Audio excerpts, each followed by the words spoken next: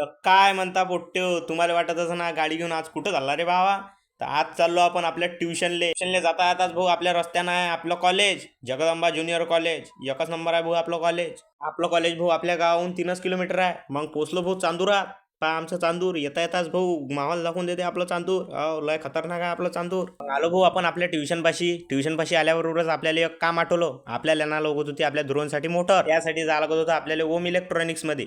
मग आलो भाऊ आपण ओम इलेक्ट्रॉनिक्स मध्ये. तर ते काका म्हणे आपल्या इथं भेटत नाही म्हणे, ते म्हणे आपल्या बंद्या चांदुरात नाही भेटत म्हणे. मग म्हणे ते म्हणे ऑनलाईन बोलवून घेऊ. मग काय बोलवून घेऊ म्हटलं, मग ऑनलाईनच भाऊ. एवढ्यात झाला भाऊ आपल्या क्लासमधला कडकनाथ पाखरा दिसते मस्त बढियापैकी. आणि हे उभी आपली ट्युशन बम खतरनाक आहे भाऊ.